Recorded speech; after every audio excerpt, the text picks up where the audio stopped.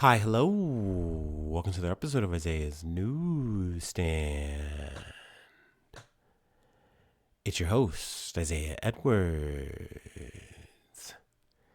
The date is April the 17th, 2025. Hopefully, this episode finds you well, in good spirits, and high hopes. As for me, I'm doing pretty good. Just waking up, but I still say good. Today was a bit weird, bit different, but sometimes we just have to take a bit of a forced nap in my weekday. I woke up today feeling pretty tired, feeling like low energy, which was annoying because like even though I woke up maybe like an hour earlier, so I'm like I've got enough sleep under my belt to be fine. But I quickly did the mental math and realized that I just simply didn't eat enough last night. And I was just kind of struggling to kind of stay buoyant, stay awake. And I was just really low vibes, just really low energy for the whole day. I did have to kind of snack my way through it. I had a thing of peanut butter crackers, and then I also had some barbecue baked lays. So I was trying to watch the calories, trying to keep it light, but I just knew I needed more, to kind of keep going, and even that just didn't seem enough. I actually I tried a white monster for the first time in so long. Once again, what drove me to this was I didn't want to like take in too many calories. I just didn't. I'm on my skinny girl shit. What can I say? And I was like, you know what? Let's look at this white monster. And I was shocked when I looked at the nutritional facts on it. 10 calories. Like I always knew it had zero sugar, whatever. I'm like, yeah, that's why it tastes bad. Moving on. So I didn't really do much of the research after that. But looking at it, I'm like, how is this 10 calories? Like this seems like dark magic. Because example, a normal monster with the sugar is like 230 calories. So I was shocked and I was like, well, I need it. I need it to stay awake because I'm going to the gym. I've got to get my pump. So I chugged that on the way to the gym and it made me like feral for about like, I don't know, 15 minutes. And then just the energy just left me. I was just out of it and I was just struggling for the rest of the session. We got through it, but by the time I got home, I knew exactly what I was going to do. And I took my ass to bed. I took my ass to sleep for a couple hours. So this episode is definitely getting posted late. Sorry about it. Mea culpa. But yeah, I mean, this has kind of become normal if you've been tracking it. My dear listeners know. It feels like, especially because I just don't take any rest days or anything like that, I will just have 1 or 2 days in the month where I don't have it. I just don't have the energy for whatever reason. I fail to do my food math or my physical math correctly, and I'm not able to get through the day without taking more time to sleep. I feel like though usually I can get by just like having a good weekend where I can just get some more nap time in. Honestly, that seems to do the trick for me. And really what would make this probably better is if I just took people's advice and like took actual whole rest days, like a day or two of just not doing anything. But I'm trying to get somewhere, y'all, and I don't have the time. What can I say? But that being said, today was a good day. I just was very low energy throughout the whole thing, the whole affair. But I would definitely say a good day was had. Let's see. I don't really have anything else I wanted to blog about personally. So let's go ahead and do our startup and get into it. There's actually a lot of news. There's so much news. I feel like a lot of what I have today is like breaking news that I either found out like at the top of this morning or literally like as I was even going to record, I was like, oh, we got to do this. We got to cover that. And I'm like, gosh, there's so much. So hopefully I'm able to get to everything this weekend, but this is what I could kind of wrangle and feel confident or as confident as I could to cover for today. So, that's kind of a bit of the stack. So let's go ahead and do our startup and get into some news.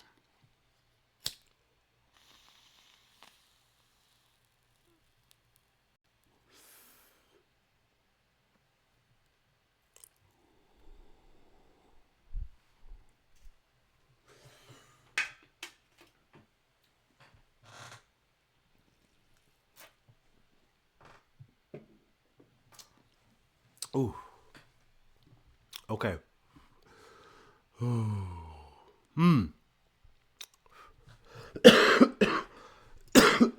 Excuse me. Our first story comes from Al Jazeera. It is a live ticker on the conflict going on in Gaza. Starting with the headline: Israel kills entire family in latest attacks on Gaza civilians. A family of 13 has been reported killed in an Israeli attack on a Han Yunis home this morning after medical sources said at least 32 people were killed in Israeli strikes across Gaza on Thursday. Al Jazeera correspondents in Gaza report that another family was wiped out in an earlier Israeli attack on tent shelters in southern Han Yunis amid continuing and deliberate strikes on civilian and humanitarian aid infrastructure. And there's a lot more details on this. I would say that's like the main takeaway. Some other things that I know is that they've put in like a buffer zone, which is something we've talked about before when we were talking about Israel doing strikes and doing an offensive in Lebanon, where they essentially say, hey, we know this is your land. We are going to occupy it with our soldiers hard as fuck. No one else can really be in here. We're forcing you guys to evacuate because we need it for a quote unquote buffer zone. So, I mean, essentially, it's just a harder entrenchment from the IDF in Gaza, kind of showing that it's like, we had that ceasefire a month or so ago. Fuck that shit. We are back on fully. I also have heard that there has been a lot of kills on Hamas leaders that they are saying that is being reported that I've kind of heard on and off. I haven't heard any specifics really, but to a certain extent, I am inclined to believe that is happening. Not that that's justifying any of these actions that are taking place. It's just you're just killing innocent people, just hitting places that we've talked about as well. You've hit before. It is crazy to be like, oh yeah, this is a successful campaign when you're combing and backcombing the same places, just murdering innocent women and children, innocent people who are not involved in this shit. Okay, I guess this is going well. I guess you're getting your target. I guess you're eradicating Hamas. I guess you're really defending yourself here. Killing a bunch of defenseless people. Let's see here. I mean, like I said, there's more details. This actually is relevant because I didn't know this until I read this today. Death toll rises again for U.S. military strikes in Yemen. We have been reporting on several U.S. military strikes which have targeted the Ras Isa airport or Ras Isa port in Yemen's Hodeida governorate over recent hours, killing more than 20 people. So, I mean, that's direct blood on, U.S. military, right then and there. Not to say that makes a difference because we are funding and sending, Israel all kinds of fucking lethal aid. We haven't used that phrase we don't use that phrase anymore. I guess because we don't have a damn woke liberal in office. You don't have to fucking sugarcoat shit. But yeah, I mean, whether directly or indirectly, we are fucking getting active here. But yeah, this is definitely relevant, just that these strikes in Yemen have been continuing. Let's see here. I think they just kind of do more of a weave kind of back to Gaza and just what's going on in recent days. And this is a ticker that is expanding, hence the live part. So yeah, I wanted to start there. But let's move on to a shooting that took place in Florida from ABC News. FSU shooting latest. 2 dead, 6 injured. 20-year-old suspect in custody. The son of a local sheriff's deputy allegedly opened fire near the student union at Florida State University in Tallahassee on Thursday, killing 2 people and injuring 6 others, authorities said. The suspect, 20-year-old Phoenix Eichner, a current FSU student, was shot by responders and has been hospitalized, police said. He was taken into custody with non-life-threatening. A current FSU student was shot by responders and has been hospitalized, police said. He was taken into custody with non-life-threatening injuries, multiple law enforcement officials told ABC News. Eichner is the son of a current Leon County Sheriff's deputy, according to Sheriff Walter McNeil. He had access to one of his mother's personal weapons, which was one of the weapons found at the scene, the sheriff said. It appeared Eichner had a handgun and a shotgun with him. The suspect's mother has been a deputy with the department for more than 18 years, and her service to this community has been exceptional, McNeil said. The suspect was also a long-standing member of the Leon County Sheriff's Office Youth Advisory Council, McNeil said. I don't know why we're adding that accolade. Like, yeah, like he was such a, it is that thing of like, he was such a good boy. He was such a good lad. We can never see this happening. And it's like, I guess like this is America. Like there is nothing surprising about this, even up to the point like it was a sheriff's deputy's son. Like, yeah, it's a Mad Lib at this point. Like, just tell me what the fucking gun was and how did it happen. Like, and I know that sounds morbid and grim, but it is hard to take this shit any other way because once again, America doesn't want to change. It just doesn't. It doesn't matter who's in power here. And I've said this before where it's like, to a certain extent, I almost want to throw my hands up and be like, I just don't want to have this like outrage and like, oh, shock when you know this is going to happen. It is always it's always a sooner rather than later thing, or it's not a if, it's just a when. So yeah, I mean they talk about more of the shit, but the campus has been secured. Police said police have not identified the two people killed, but said they were not students. Tallahassee Memorial Healthcare said it has received 6 patients, all in fair condition. In a statement to the Florida State University community, the institution's president, Richard McCullough, I'm sure I got that wrong, I'm sorry to the Irish community, called the shooting a tragic and senseless act of violence at the heart of our campus. Right now, our focus is taking care of people. That means the victims and their families. It means students, faculty, and staff who are nearby and are now trying to make sense of what they experienced. And it means every person in our campus community who is feeling shaken or overwhelmed, the president said. What else? Is there anything else I wanted to... No. I don't think there's really any more details from this article that I felt like pulling from... So yeah, we're actually going to move to another situation that was breaking news that took place, coming from The Guardian. U.S. man shot dead after hijacking small passenger plane in Belize. A U.S. man has been shot dead after hijacking a small passenger plane and injuring 2 passengers in the Caribbean nation of Belize. 14 passengers were on board the aircraft when the hijacker, identified as Akinyela Sawa Taylor, took control of the flight at knife point. 2 passengers were injured, including one who was stabbed in the back. Taylor ordered the pilot to take him out of the country, but was then shot in the chest by another passenger, Belize Commissioner of Police Chester Williams told local journalists. After cycling erratically over the coastline near the country's capital, Belize City, with depleting fuel, the passengers' ordeal ended when the plane landed safely at Philip Goldson International Airport. Taylor was pronounced dead at a local hospital, and one of the injured passengers was in critical condition after being stabbed in the back. Details of the incident remain sparse, but Williams said passengers narrowly escaped a more serious tragedy as the aircraft ran out of fuel as it landed. That would be so scary. This is definitely one of those hijackings I feel like you could make a movie out of, or you could make like an inspired by this event kind of situation for sure. The plane was en route from Corozal to San Pedro when the hijacking took place. Hold on, I gotta blow my nose. I can just feel it building. Excusez-moi. Ooh. Okay. After being contacted by passengers on board, police were deployed to various airports, unsure of where the plane would land. A rescue helicopter was also tracking the aircraft. We were hoping that we don't have to move from a search and rescue operation to a search and recovery operation.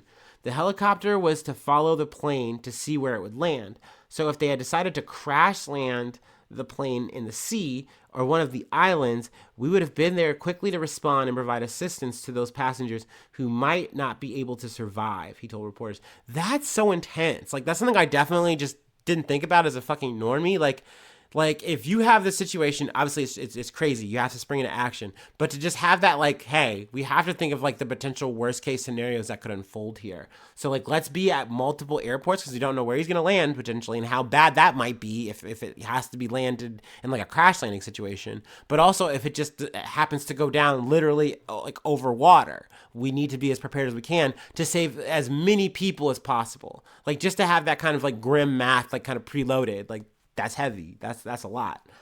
The hijackers' motives are unclear, but Williams said Taylor had previously been refused entry into Belize, and it was not clear how he was able to get through its borders. Williams said there would be a review of security procedures for domestic flights. A spokesperson for the U.S. Embassy told reporters that it was working with Belize to investigate the incident. We share that commitment with them to make sure that Belize is safe, the airlines are safe, the tourists coming here are safe, borders are safe and secure, he said. So yeah, I mean, this was an interesting story that popped off. Obviously, condolences to everyone who went through that shit. I cannot imagine. Like, it's already scary enough as it is to fly. Like, I don't know about you, but once again, like, a hijacking is not something I'm thinking about is going to happen. You know what I mean? I'm thinking more about of a bird hitting the fucking thing or the plane just blowing up for some stupid reason because it's a shitty Boeing or something, okay? Like, last thing I need is some guy with a fucking, weapon saying, like, hey, I'm the captain now. Like, please, no. No, bro. I just want to get to point B, please. I couldn't do it. I'm not built for it. Anyway, let's move on to our next story. Sadly, also, unfortunate story of lives lost from people. 3 dead in tragic boating accident at Alabama fishing tournament, reports. Once again, I'm going to take another break because I need some water. Hopefully you guys don't mind just hanging out with me while I do this stuff,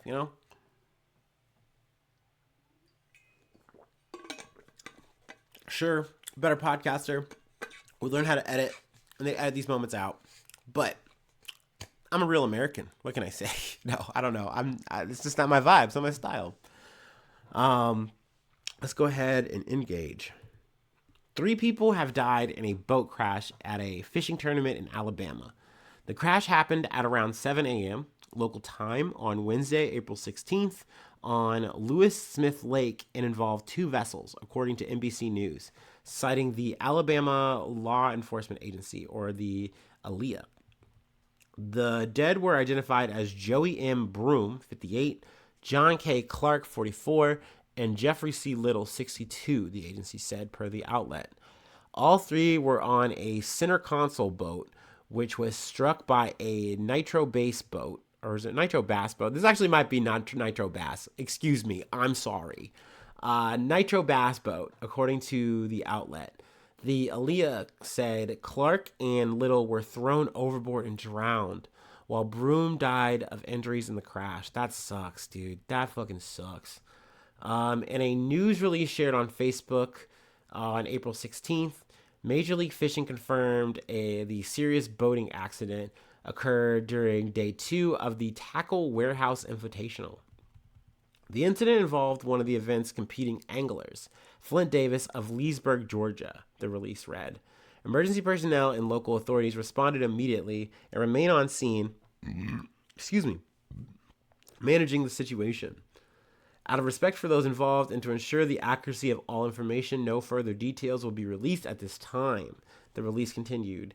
MLF is working closely with law enforcement and emergency officials. Additional updates will be provided as they are confirmed by the appropriate authorities. So yeah, I mean, this was a bummer, because I feel like fishing, from what it's been described to me, this is supposed to be just a vibe. And essentially, this is even more so. This is a tournament. These are people who love fishing so much, they wanted to make a game of it, a competition of it. And, I don't want to point any fingers or make any allegations or suspicions. It's just something went wrong, and now people have lost their lives. Like, that's sad. That's unfortunate. Once again, that is not what it's about. That is not the scene, I'm sure. So, condolences, thoughts, prayers, all that shit. We are going to move on, though, to a story that has incensed a lot of people, in my opinion. I mean, from what I've seen just from, my social media scrolling, though I would definitely be, I would not be surprised to hear some people happy about this because it confirms some of their suspicions, brother. Yee yee. But let's go ahead and get into it. From NPR. RFK seeks the environmental cause of autism. And they put environmental in quotations here. I appreciate that. Scientists say it's not that simple. Health and Human Services Secretary Robert F. Kennedy Jr. Wednesday declared that autism is a rapidly growing epidemic in the U.S. and vowed to identify the environmental toxin he says is to blame. Epidemic and environmental toxin, also in quotations. Very important to note because these are things that he is saying. These are not things that are scientific fact at all. I need that very much noted. That is my fucking stance. That is the Isaiah Newstand's, actual stance on this shit.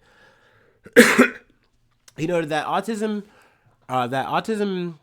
incidence in the U.S. has increased from 1 in 36 children in 2020 to 1 in 31 in 2022, according to a report released Tuesday by the Centers of Disease Control and Prevention, or the CDC, on the prevalence of autism. I love that he is using this. I love how RFK fucking uses like stats and statistics where it's like, yeah, man, measles aren't that big a deal. We had this many cases last year. It's not even like that much different. But which is like you're interpreting these numbers in a really weird way, bud. But okay, all right. And he's doing that here where he's saying like, look, dude, there's so much autism we're seeing now. Like it's just going up. It's on the rise and I'm going to figure it out. Also, mind you, he says he's going to figure this shit out by September. How? Sway? We've been working on this shit for a very long time. What do you mean you're going to figure this shit out in 5 months? But okay, go off, Mr. Kennedy. But it's like, hey, riddle me this. Maybe this is a thought. What if we are doing more research? We are figuring out more like how do we get here? Like how do we find out about autism?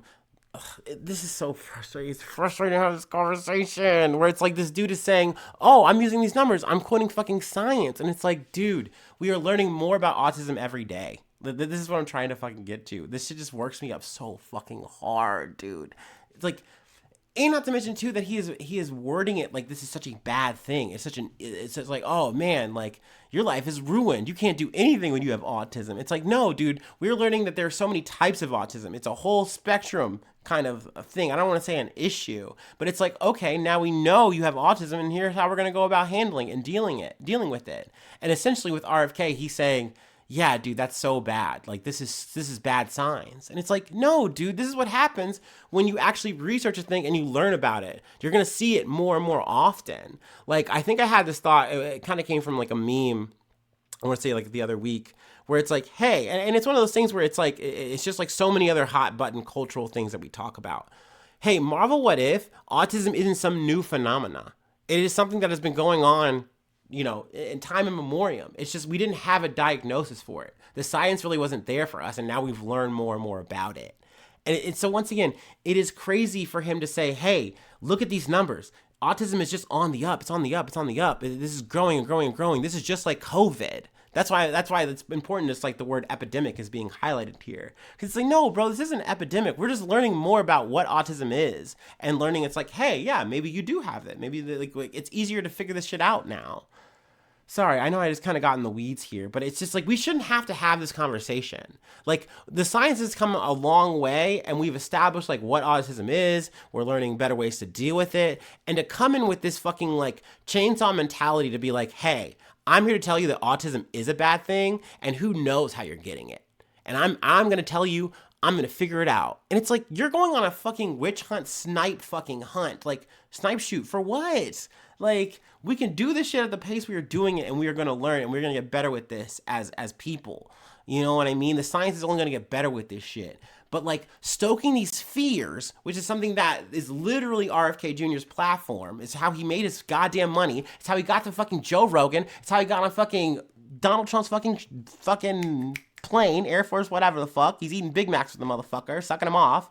Like, it's how we get here. It is so frustrating that there's nothing political about this. This is just a fucking stunt that he is performing for points. And Donald Trump's going to let him because he knows that this is a part of his package anyway, too. He loves pushing this kind of shit. This is where they overlapped. it's just like I really, what I wanted to have happen, and my best case scenario when shit was starting to hit the fan, and I knew, oh my god, RFK is gonna have a point in power. It was very similar to the Elon Musk thing, where I was just like, man, I hope that he just takes the position and he just plays his role, and he does his little job for X amount of years. Maybe he does the whole fucking term, and then he gets out, writes a book about it, whatever, makes some more money. We can call it like it is. But it's like, no, this motherfucker is intending to make his mark. This guy's intending to make his constituents, people who helped get him where he's at, he's intending to actually, like, appease them with this fucking shit, with this goddamn mongering. Listen, I mean, this whole article, sums it up much better than I'm trying to right now. So by all means, if you want to hit it up, it is informative. Once again, better than I could do it. I actually did not want to cover this today. I was dragging my feet on this. This is actually like a day or so old, just because it's like, I don't like having to cite numbers. I don't like having to like talk about science in this kind of way. I don't feel like we should have to, but once again, these things get warped into like a culture war shit, and we're now villainizing a thing that should not be villainized. You know what I mean? Just like in the situation how we are villainizing people with disabilities, and we're turning that into a dirty word. Like, no, dude, these are people who should be sheltered and taken care of. Like, we can all make it. We can all be fine. That is like the actual thing that like America is capable of doing. But instead, which is also the twisted, warped thing about this, where we have RFK saying, I'm going to get to the bottom of this shit. But he's not actually in any kind of position, because especially his boss, Donald Trump, is cribbing his fucking department and making it harder for them to do their job that is supposed to be actually helping people with autism, helping people with disabilities. Like, you're making that harder with these job cuts, with these changes you are making to the department, to the government. But like, that's okay. That's fine. Once again, most of my friends, most of the people I see on the internet, when this situation is being brought up, like, they're pissed. They're pissed to see this shit, because autism should not be talked about this way. It should not be like we've already done this kind of research, and essentially he is backcombing and wasting a lot of people's time and a lot of people's fucking taxpayer dollars. So people are pissed to see this shit. We could be doing more, but that being said, there's a whole other group of people who are like, yeah, man, shit, as far as I'm concerned, the goddamn COVID vaccine was giving my kid autism. So that's why I don't do that. That's why I don't do the vaccines. That's why my kids aren't vaccinated. That's why they might die of the measles. And I'm fine with that. I stand on that. They're happy to hear this shit. This is good news to them. So, that this is why they voted for Daddy Trump, so that they could get guys like this in power. Because make no mistake, I'm obviously pissed at RFK for being on this bullshit. But you could replace this motherfucker with any other guy in a suit, and he would say the same goddamn lines vehemently, the same way. These motherfuckers have no heart. They have no soul. They don't care about us. They just want to sell us the thing that's going to make us fucking get mad, get hype, and do what they want. Oh, God. I hate when I fuck a thing up. I was just like, oh, I can't get the words out on this shit. Sometimes this shit just gets so fucking arced up, and it's not easy to talk about. What can I say? I'm not a big brain. That's why I'm a trash guy. Anyway, we have one more thing that I wanted to cover, and then I'll let y'all go. And I gotta fucking make some real food. I've been snacking all day. I need to eat a real meal. But let's go ahead and take our last break, and we'll close it out.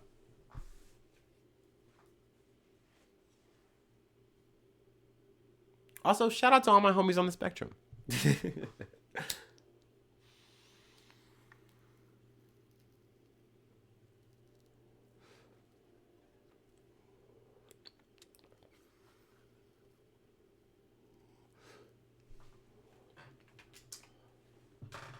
Actually, I think the last thing I really do want to say on that shit is, like, that shit should not be villainized. It is a dark human nature to once again do that otherization thing, because someone is just born differently than you, born differently than what is quote unquote normal. Like, that doesn't make them less than. It doesn't make them other. They should be lifted up. They should be supported just like anybody else. And I think when we're talking about something like autism, once you know where you're landing at in this situation, in this spectrum, you can figure things out, and your life can become so much better once you know like where all of like this energy or where the lack of energy, where whatever is potentially quote unquote ailing you, like you can now have like this top down approach because you know it's like, oh, this is the reason why, this is the source, and your life can improve so much. So like once again, I would just much rather see us as a society really rally around each other better instead of like wanting to like eliminate autism, get rid of autism, quash this epidemic. Like it's just, it's terrible rhetoric. So I do believe that it is correct to be mad at people like RFK Jr. You know what I mean? Like fuck, like, and fuck people like Joe Rogan who are like, yeah, I'm just gonna fucking platform your ass, dude. Yeah, talk to me. I want to watch you do bench presses. I will say it is cool. The one cool thing about RFK Jr. I'll give him his flowers. Flowers. He can do a bench press. He'll do that shit in some denim, no shirt. He can do a backflip. I can't do a backflip. So I mean, I can't do a backflip. I gotta work on my RFK Jr. You would think it'd be better with my throat being like still a little but like I don't have it today.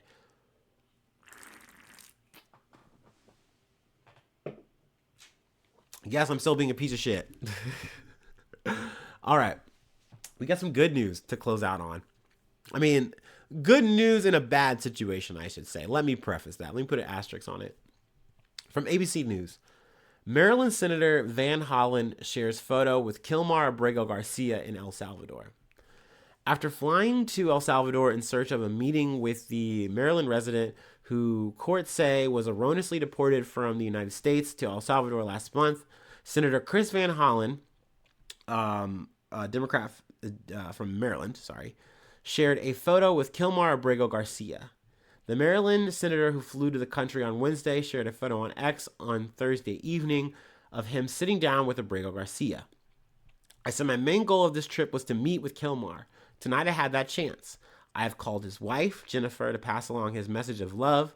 I look forward to providing a full update upon my return, Van Hollen said in his post. So, this is good news. He is alive. We know that. We have actual confirmation of that. And that's a good thing.